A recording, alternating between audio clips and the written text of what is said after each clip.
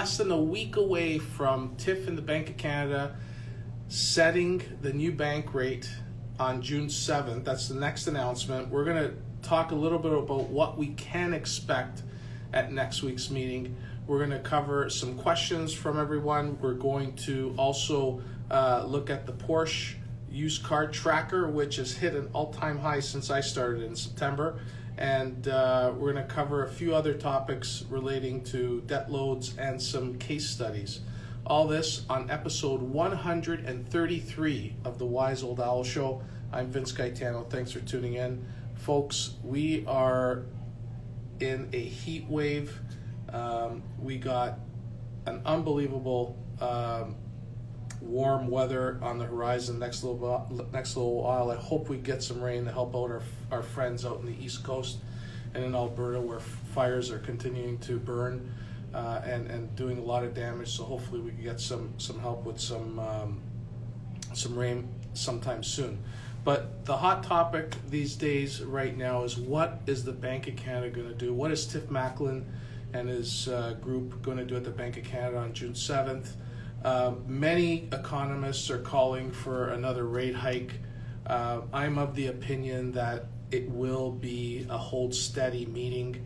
I think they're going to be looking for more data to determine whether a hike is warranted.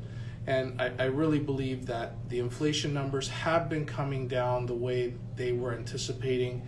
And until April, where it took a little hiccup, where it just bumped up 0.1%, we saw that little bump on that trending downward monthly reporting. People are starting to think that maybe it's not doing enough. So we believe that he might hold steady come June 7th, and we will see a hike most likely in July, and it could really set the mood for the second half of the year. We're starting to see a lot of folks starting to see their renewal mortgages come in. They're seeing higher payments than anticipated. There's a bit of payment shock. A lot of folks a little bit worried about the level of payments, that the increase that it's going up. It's impacting discretionary spending.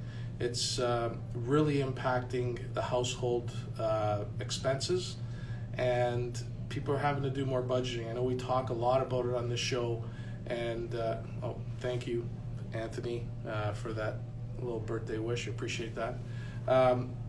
But we are seeing a lot of folks and just surprised at where rates are. I think, unless you're in the market for a home, you're really not keeping track of rates. A lot of people in these 5-year terms are just waiting for their maturity date and not really keeping abreast, as lives are busy. People are busy doing their thing, and they're not really taking note of where rates are. And there is a bit of shock and surprise when they're seeing rates in the fives, from 2.5 to 79. So it's almost a double in interest cost bump, and it's taking a toll. We're seeing increases on average of $700 to $1,100 a month, and it's really creating a problem for folks. And a number of people have asked over the last little bit, are we going to see a lot of power sales? I don't think that this is going to cause power sales. I think it's going to cause forced selling. I think people have a little bit more knowledge of what's going on. They're probably getting ahead of it. We're seeing savings erode as people are dipping into their savings to cover these payments, and as more and more folks start renewing. And I used this stat a couple weeks ago, and I'll repeat it again on this show. We've seen 35% of mortgages come up for renewal already, okay? And by the end of this year, we're going to see 47% of people with mortgages come up for renewal. So we're going to see more and more folks face this renewal. It's called peak renewal pain. They hit renewal, and then all of a sudden their payments change and their lifestyle's got to adjust because it's a big payment shock. And the higher debt load you have, the bigger shock it's going to be. So it's creating quite an impact as we filter through the year. And that's why I always kind of indicated that the second half of the year is going to be a little bit more painful as more and more people start facing that renewal nut from that 2018 vintage year where they bought 5 years ago, and now they're seeing their payments go almost, like I said, double. So really interesting time that we're seeing. And I have to say, a lot of lenders are being very cooperative. They're very empathetic to people's needs. We had a case this week that we just wrapped up. Actually, we've been working on it for a couple weeks, where a couple we've been working with for a very long time. They're a foster family, and they're getting a little bit older, not able to carry as many or look after as many kids as they used to. So their incomes drop because they're unable to care for as many teenagers as in the past. And their payment went up $1,400, and they were just at their wits' end. You know, they needed a house for their foster children. We worked with the lender, and the lender did a full assessment of their income, their expenditures. They looked at their bank statements, they looked at their credit card statements, make sure they weren't splurging, and they were good enough to extend the amortization to 35 years. Okay, they were, I think, at 21, 22 left. They stretched it to 35 years, gave them a bit of a discount on the interest rate, and were able to cut that down to about $1,100, which just under $1,100, which was a little bit more manageable. And it is an attempt to help people. And I think this is what we're seeing. We're seeing a lot more situations like this. I think lenders are doing their best to try to help folks. You know, we're hearing the extended amortizations and the 70, 80 years. And, you know, people should be at least going to that qualifying rate of 5.25, because that's what they were qualified on. So I think at the very least, they should be extending their payments to that level because that's what they were qualified at. But who knows? We're going to see more and more of these situations. Some people might be fed up with it and just sell. But we'll keep an eye on that and still give you some insight. One thing that came out last week is Canadian households have fallen deeper in debt than any other G7 country. It sounded the alarm bells at CMHC. And to put things into perspective, 3/4 of household debt is tied to mortgages, directly or indirectly via HELOCs. That's a huge number. Okay, so it's creating quite a bit of a problem. And one thing I'm seeing is we're seeing a lot of credit card usage. Balances are ballooning. Credit card usage is up over 20% relative. That's a year-over-year number as of the fourth quarter, because the data is lagging. Balances are up 5.6% to a record of $2.32 trillion. That's a crazy number. And the rise in new credit cards being issued is up 85% to newcomers to Canada. So as these new immigrants and immigration comes in, they need credit. So they're very eager to establish credit, so they're getting a lot of credit cards. The balances are going up. People are living off these things. And it could pose a problem. We're seeing a very high increase in delinquency rates. And you know, that's the first shoe to fall. We're also starting to see some car loan delinquency. That's up a little bit. And usually that leads to mortgage delinquency or forced sales. Okay, once people get to the car loan delinquency, it starts creeping into the mortgage side. But it's always a 6-month delay in that respect. So we'll keep an eye on that, and we'll definitely make sure that we help as many people as we can. I want to point out one thing that's really close to our team is homelessness. And this year, there's a realtor out in Mississauga, Lambros Demos. He's with Royal LePage. He challenged me to a charity softball game that we are actually going to be holding on June 11th. It's Sunday, June 11th, from 10 to 1 o'clock. I'm going to give you more details on location and stuff probably next week. And we are going to be raising money for Evangel Hall Mission. It's a homeless shelter, and they help people in need. And we're really excited about this. We're really excited to step it up and raise some money for this homeless shelter that helps people that are in need and in poverty and need support work. And if anybody could give them a follow, they're at E. Edward, H as in Henry, M as in Mary, 1913. So EHM 1913. They're on Instagram. If you give them a follow, there's a bit of an insight on what they do, and I would really encourage you to support anyone in need. As you know, at the end of each show, I always tell people to help somebody in need, buy somebody a meal, a drink, a coffee. You never know who you could be giving a hand to that could be suffering in silence. So if you have a chance to make a small donation, I'd really appreciate that. It's for a good cause, and there's a lot of folks out there that need our help, and if we could do just a little bit, it would make somebody else's life that much more easier. So look out for more details on that. It was funny, Lambros just reached out and said, hey, I want to challenge you guys to a softball game. And I said, okay, well, I haven't played baseball in a while, so we'll try to put a little team together, and the group thought it was a good idea, so we're pretty excited about it.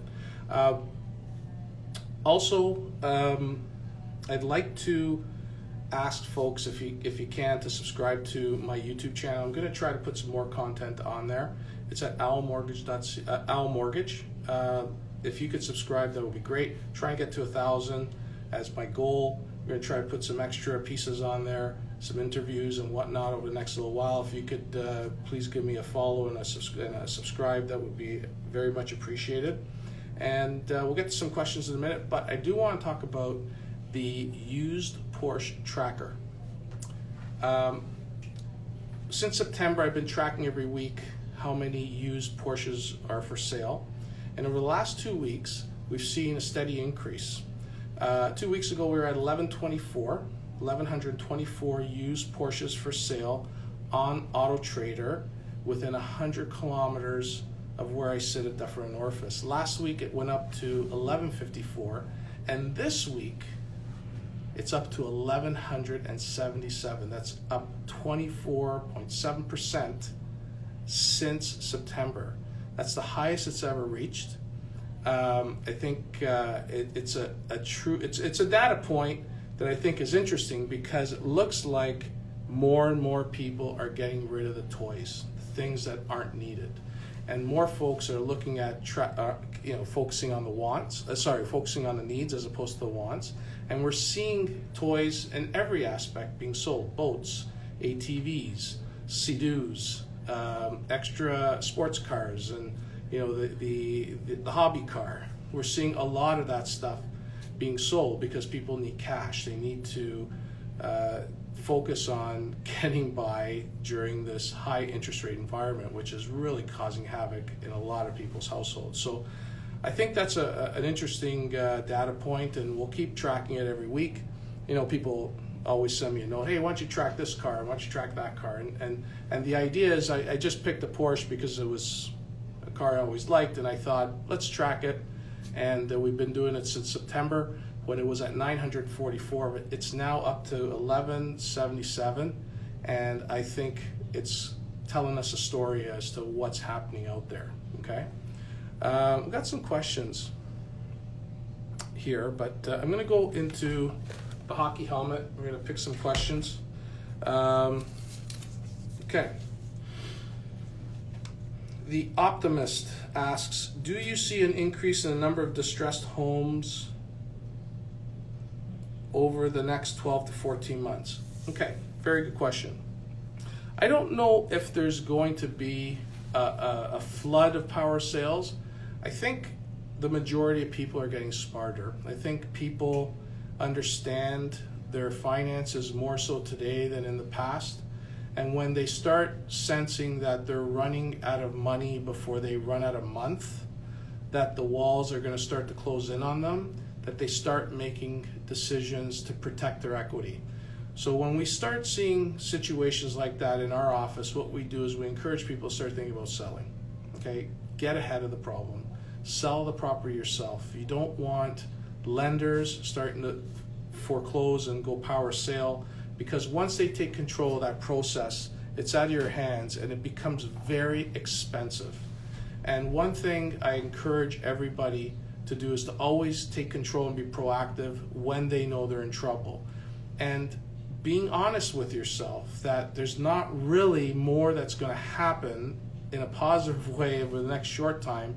You're best to get ahead of it, sell your property, protect as much equity for yourself and your family, and move on to the next phase and start a new chapter. Because the last thing you want to do is you want to go on power sale situations where things get out of control and then the fees start racking up and erodes your equity like you wouldn't believe. So I think there's going to be more forced sales. I don't think it's going to be distressed.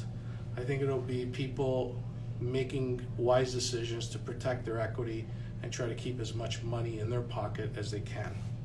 So thank you for that question. Let's go to another one. John Lee, Toronto. Some very smart people predicted a recession would happen, but it never did. Will it? Well, you know, recessions are now being categorized as a soft recession, a quasi-recession. The reality is we are probably going to see a slowdown, and the level of recession that it's going to be categorized at really isn't going to matter. I think the key here is we have some stimulus still coming into the marketplace from government programs that's keeping things going that really shouldn't. They should let the market behave naturally, and it's preventing that deep recession. Over the next 2 quarters, it's going to be very telling how these interest rates are going to start impacting those folks that are renewing. And it's going to be really key. Unlike in the US where they have longer term mortgages, it's not going to be as impactful for those folks that locked in for 30 years. They're not seeing renewals for a while. So a lot of those folks aren't going to have to be impacted. But in Canada, where you're dealing with 1 years on the alternative side and 5-year terms on the traditional side, that vintage from 2018 and 2019 are going to start renewing in the next few years, and they're going to start seeing rates that they haven't seen before. So it's going to be interesting how household discretionary income is going to reduce, because wages are not running at the same rate as inflation. So the disposable income in a household will be less once these payments kick in at the higher rates. So you'll start seeing some compression in spending. You're going to start seeing retail numbers drop. You're going to see credit card numbers continue to go up. You're going to start seeing delinquencies in credit cards, insolvencies, bankruptcy proposals to try to restructure unsecured debt. You're going to start seeing a lot of these metrics start moving upwards. That's going to lead us into a tougher place. So we're going to be grinding sideways for longer, and I would be prepared for a long duration of high rates, because it doesn't seem like low rates are going to be coming anytime soon. I don't see them dropping until possibly end of 2024. So buckle up, tighten the chin strap, put on that helmet. It's going to be bumpy. Be prepared, be ready, and focus on the needs and get rid of the wants. Okay, take a couple more.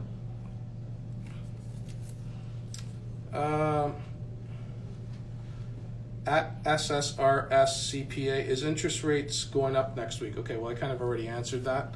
I think the Bank of Canada is going to hold off. I don't think they got enough data to push them into another hike. I think they're going to wait till the May inflation number comes out and some more data comes into the marketplace so they can assess it. We probably will see a hike in July, and I think it's mid-July. And that could pose some tough times for the third and fourth quarter of the year, as more and more people start realizing that these rates are going to be here for a while. Okay, thank you for the question. There's a question up here. James, your family realtor. What do you say about Scotiabank saying their books are not showing increased delinquency even though their mortgages are variable payments. Okay, this is an interesting question. Scotiabank's the one lender out of the 5 big banks that has a true variable rate, okay? So they have variable mortgages where every time the Bank of Canada bumped up their rate, the client's payment went up, okay? It wasn't a static payment like the other big banks where payments stayed the same even though rates went up. They saw increasing amortizations, reverse amortizations in some cases.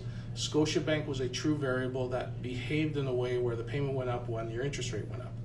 Having said that, clients were able to adjust. Every time the rates went up, they were able to adjust or lock into a fixed rate payment if they chose to, because they had that option. It was a free option that they can convert to a fixed rate if they choose to. Many did, others didn't, but others adjusted. Now, Scotiabank right now has a cost of funds problem.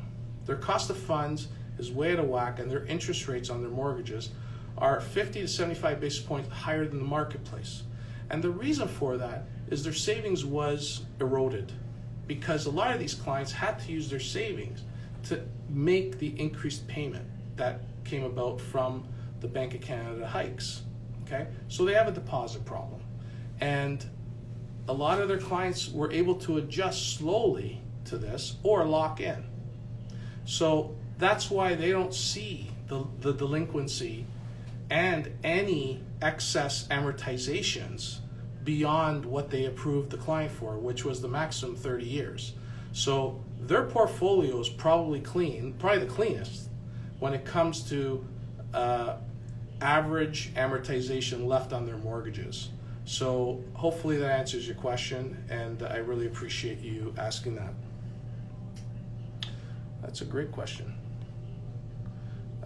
Here's another one from Midnight Jones 1969. I'm renewing this month. Would you go 1 year with thoughts that rates 1 year from now will be lower? The prediction business is really tough. The one thing I could guarantee you, I'll guarantee this, that a year from now, you and I will both be 1 year older. That's the only guarantee I'll give you. As far as where rates are going to go, I think they will be flat. I think they could go a little bit higher if things don't start settling down. And I don't like the 1 year. I probably would lean towards a 2 or 3 year. 3 years priced pretty good. You're going to pay a premium on the 1 year because remember, the interest rate curve is inverted. So the short-term rates are higher than the long-term rates. So try to see if you could settle in on a 2 or 3 year. The 3 year is probably going to be priced a little bit more favorable to you. And if you want some insight, DM me. Let me know what you're being offered, and I can walk you through. I'd really like to know the amount of money you owe and your household income, so I could have an assessment of what type of position you're in, and it'll give me a little bit more variables to give you some recommendations. Okay, but thank you very much for your question. Thank you for the birthday wishes. Happy 30th birthday. Yeah, I wish. Okay, a couple more questions. I'm going to wrap it up because someone's taking me out for dinner. SSRSCPA, and no, this is the same guy asked 2 questions, or same person. When is the madness of multiple offers going to stop? I've been talking to a couple realtors. They've kind of indicated it's starting to slow down a little bit as rates popped. Like remember, over the last 3 weeks, rates kind of jumped about 50, 60 basis points on the bond market, causing some rates to go up. And what we've noticed is, I don't know if it had to do with the debt ceiling issue or not, but the reality is it's really causing some pre-approvals to reconsider whether they want to get in or not.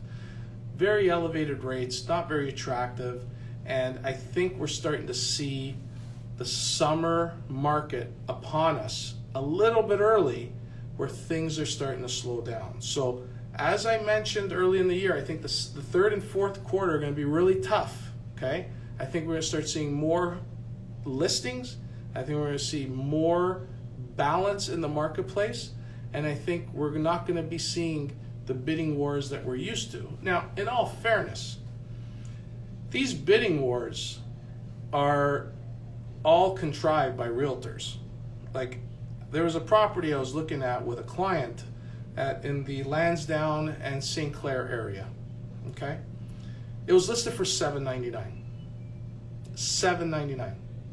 It's not worth $799. It's over $1 million for sure. It sold for $1,268, I believe. Okay, so multiple offers because people do believe that, oh, they could get a property for under $1 million. Well, it's all manufactured. Okay, so there's a lot of people disappointed because they're misled, and there's a lot of inexperienced realtors thinking that they don't really know what the real price is, because there's only a few that really know that this thing's going to go over 1.2 because that's the market. And I don't know, I'd like to know what those results of those offers were, because I could bet you dollars to donuts the majority are just lowballing. Okay, and I wish someone would share that information anonymously, because I'd really like to get to the bottom of it. Okay, so thank you for that question. We got one more.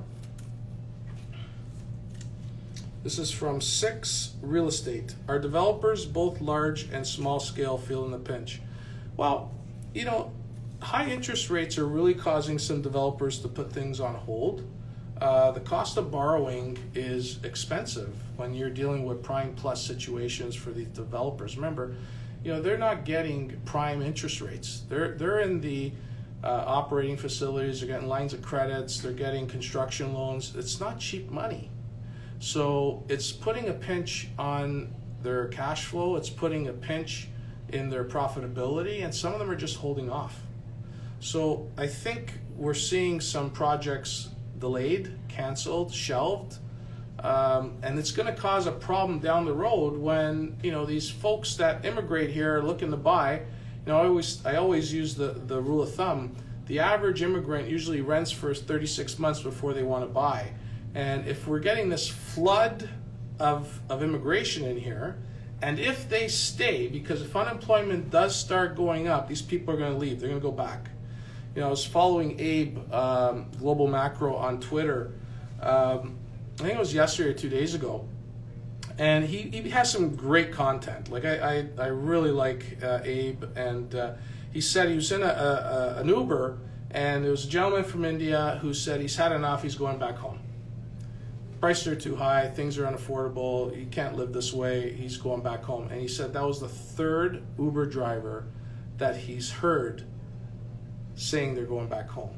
So just because immigration's coming in, they're all non-permanent residents, folks. 65% of them are non-permanent residents. If unemployment goes up, they're going back to where they're not staying here. It doesn't mean they're going to stay forever.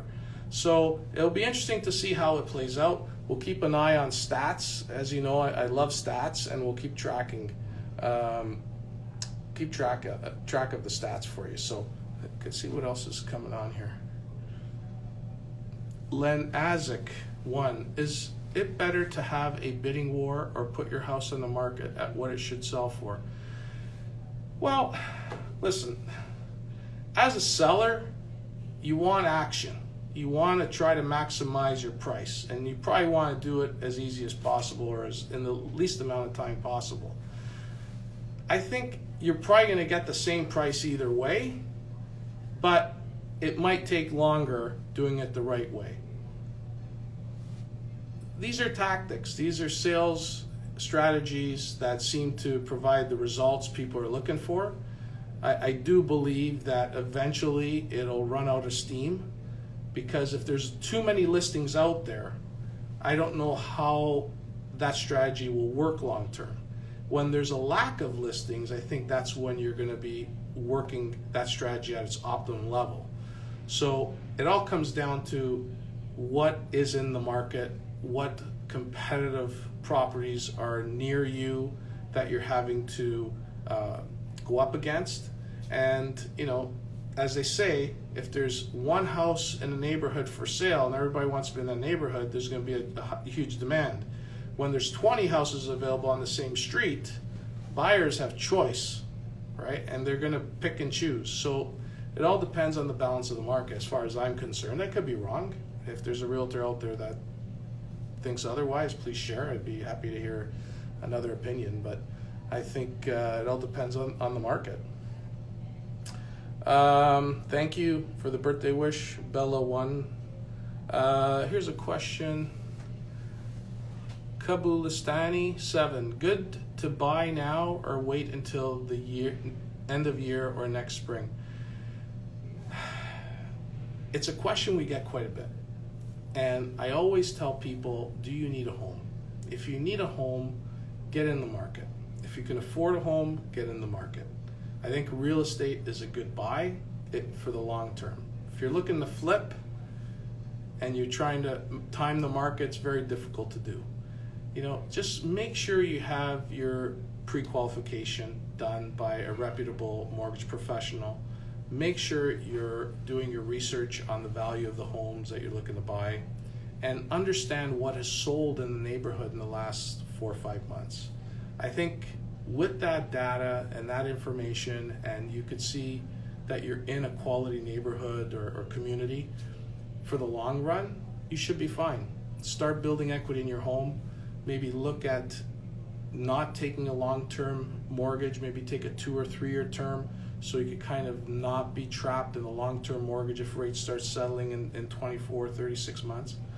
And really have a strategy, and hopefully that could give you the confidence to make a decision when you're ready.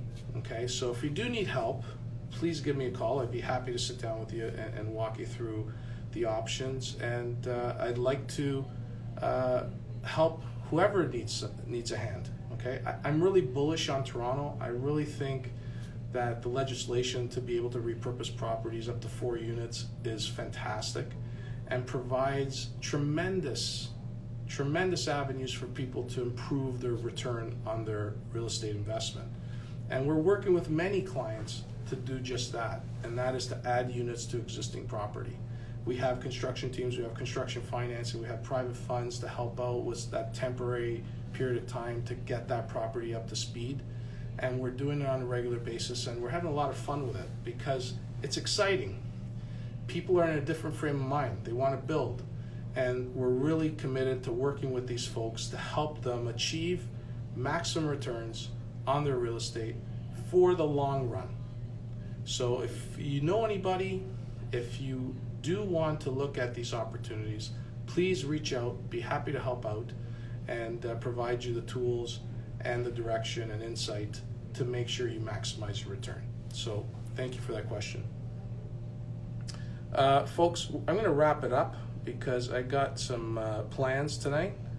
But we got Heart and Soul GTA on. Not just best price, but bidding wars usually get a firm deal too and favorable closing dates. So that's a good point.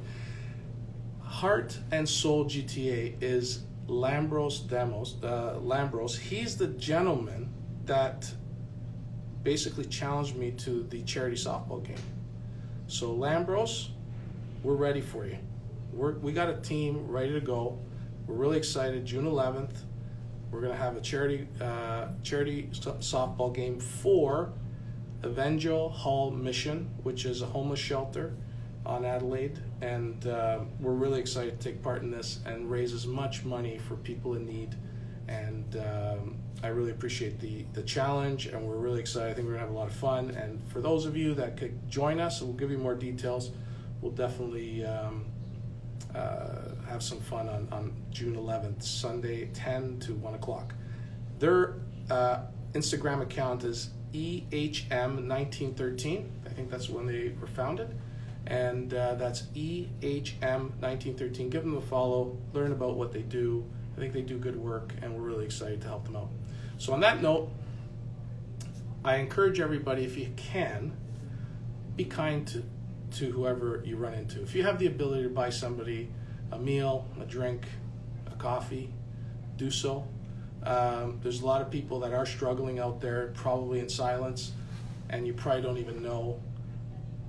Give them a helping hand. I'm sure they're going to appreciate it. Put a smile on their face and do what you can to help others. Enjoy the weather, stay cool, and be careful spending too much time in the sun. Have a great evening. We'll see you next week, and we'll talk all about what TIFF does next Wednesday on next week's show. Take care. Have a good one.